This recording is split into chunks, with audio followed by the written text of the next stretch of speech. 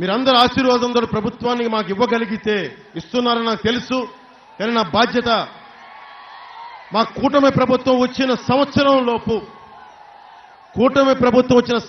లోపు ప్రతి ఉద్యోగి, ప్రభుత్వ ఉద్యోగి కాంట్రిబ్యూటరీ పెన్షన్ స్కీమ్ కి దానికి ఒక పరిష్కార మార్గం కొనుక్కునే సంవత్సరం లోపు. ఎందుకంటే చాలా మెలికలు ఉన్నాయి, దాంట్లో చాలా ఇబ్బందులు ఉన్నాయని చెప్తా ఉంటే వైసీపీ వ్యతిరేక ఓటుని చీలనివ్వనని చెప్పి ఈ రోజున సాధించి మీ ముందుకు వచ్చాను. కాంట్రిబ్యూటరీ పెన్షన్ స్కీమ్ ని ఉమ్మడి ఆంధ్రప్రదేశ్ మాజీ ప్రభుత్వ ఉద్యోగి కొడుకుగా చెప్తున్నాను. మీ పెన్షన్ పథకాన్ని మీ పెద్ద కొడుకు లాగా ఒక ఆసరాగా ఉండేలాగా మా కూటమి ప్రభుత్వం తీసుకుంటాం. సంవత్సరం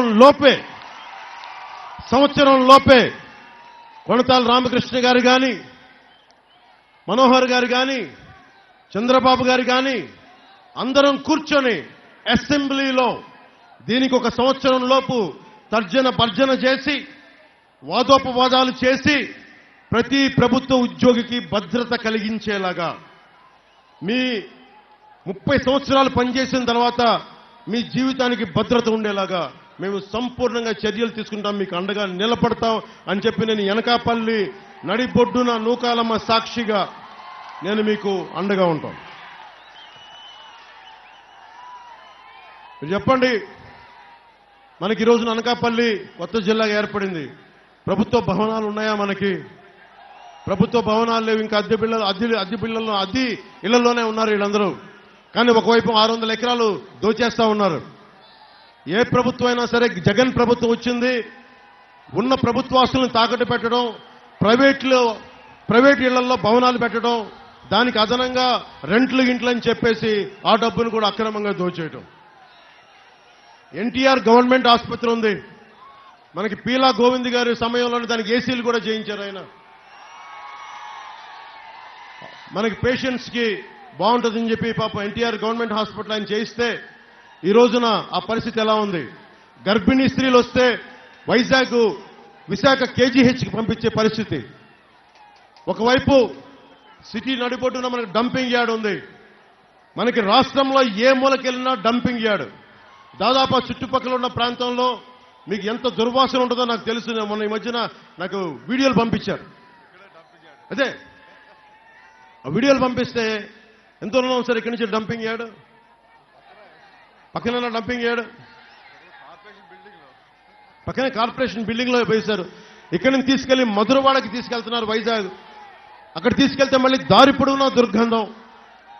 నేను కూటమి ప్రభుత్వం రాగానే ప్రతి ఊర్లోనూ, అలాగే మన అనకాపల్లిలో కూడా బరోడా లాగా, లాస్ వేగాస్ లాగా ఇక్కడే ఒక బలమైన ఈ శుద్ధి చేసే కేంద్రాలను పెట్టి ఇక్కడికి దీన్ని దుర్వాసన లేని అందంగా చూసేలాగా ఈ ప్లాంట్ని ఒకటి పెట్టిస్తా ఉంది. నేను ఈ వేస్ట్ ప్లాంట్ని మేనేజ్ చేసే ఒక బలమైన, ఎందుకంటే లాస్ వేగాస్లో కానీ బరోడాలో కానీ చాలా బలంగా దీన్ని శుద్ధి చేసి దానిపైన ఒకలాంటి కొండలాంటి విధంగా తయారు చేసి చూడటానికి అందంగా ఉండేలాగా అది ఒక దాన్ని నుంచి వచ్చే బయోగ్యాస్ ని మళ్ళీ తిరిగి ఇంధనంలాగా వాడుకునేలాగా ఒక విధానాలు ఉన్నాయి. ఆ విధానాలని ఈ రోజున మన ప్రాంతానికి తీసుకొద్దాం, మన అనకాపల్లికి తీసుకొచ్చి దుర్గంధాల నుంచి అనకాపల్లి నుంచి బయటపడేస్తాను మనస్ఫూర్తిగా మీకు తెలియజేసుకుంటా ఉన్నాం.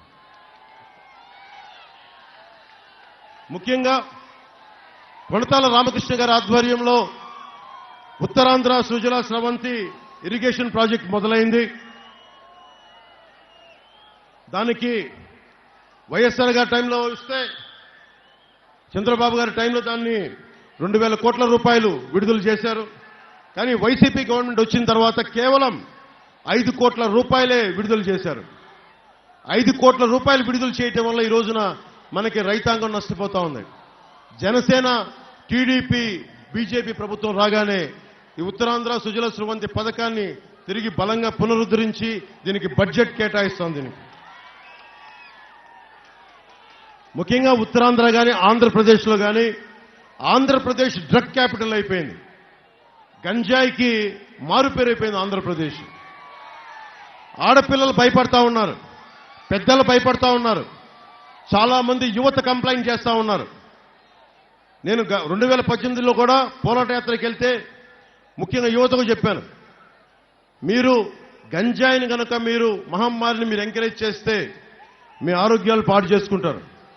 ముఖ్యంగా ఇలాంటి వ్యవస్థ కట్టుదిట్టం చేయాలి అంటే చాలా బలమైన లా అండ్ ఆర్డర్ ఉండాలి. మన కూటమి ప్రభుత్వం రాగానే మేము బాధ్యత తీసుకుంటాం. గంజాయి మహమ్మారిని మేము అరికడతాం. ఈ రోజున మన వైజాగ్ పోర్టులోనే దాదాపు 25,000 కోట్ల రూపాయల హెరాయిన్ గంజాయి ఆంధ్రప్రదేశ్ వైజాగ్ దిగుమతి అయిందంటే దీనికి వైసీపీ ప్రభుత్వం అనుమతి లేకుండా, పోలీసుల్లో ఉన్న కొంతమంది సపోర్ట్ లేకుండా ఈ రోజున జరుగుద్దని మీరు ఆలోచిస్తున్నారా? మీకు భవిష్యత్తులో క్రిమినల్ గవర్నమెంట్ వద్దు, మీ భవిష్యత్తుకి మంచిది కాదు. అందుకని మేము కూటమిగా ఏర్పడి ఈ రోజున మీ అందరి సహకారంతో వైసీపీని రోడ్డు మీద ఈడ్చి ఆంధ్రప్రదేశ్ అవతల సరిహద్దుల్లోకి పడేస్తాం.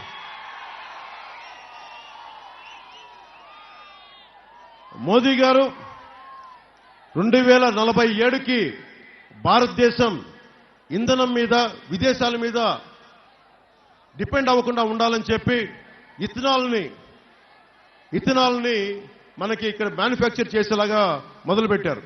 మనకింత చెరుకుండి దాని నుంచి వచ్చే ఇథనాల్కి సంబంధించి మన ముఖ్యంగా చెరుకు రైతాంగానికి సంబంధించి దీనికి డెవలప్ చేస్తే మటుకు ఇక్కడ చాలా బలమైన ఉపాధి అవకాశాలు ఉంటాయి.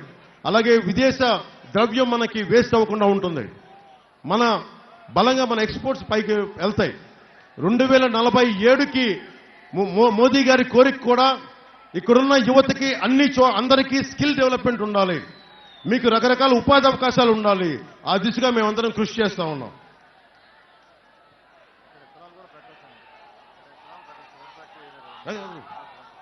మనకి షుగర్ ఫ్యాక్టరీలు ఉన్నాయి కాబట్టి తుమ్మపాలను ఎలా రివైవ్ చేస్తామంటే దానికి అనుసంధానంగా ఒక ఇథనాల్ ఫ్యాక్టరీస్ కూడా దానికి పెట్టి, ఎందుకంటే ఇంత బలమైన చెరుకు పంట ఉన్న ప్రాంతం ఇది ఉత్తరాంధ్ర మొత్తం.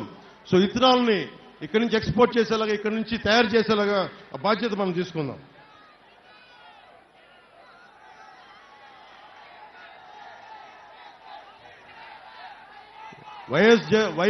వైసీపీ ప్రభుత్వం ప్రతి కులానికి 56 సంక్షేమ భవనాలను పెట్టింది. తెలుగుదేశం ప్రభుత్వం కాపుల కోసం ఒక సామాజిక భవనాన్ని స్థలం కేటాయించింది, నిధులు మంజూరు చేసింది. ఒక కులానికి సంబంధించి తెలుగుదేశం ప్రభుత్వం వారి సామాజిక భవనానికి స్థలం కేటాయిస్తే వైసీపీ వచ్చి ఏం చేసిందంటే వాళ్ళ కార్యాలయం నిర్మించుకుంది. ఒకసారి మీరు ఆలోచించండి.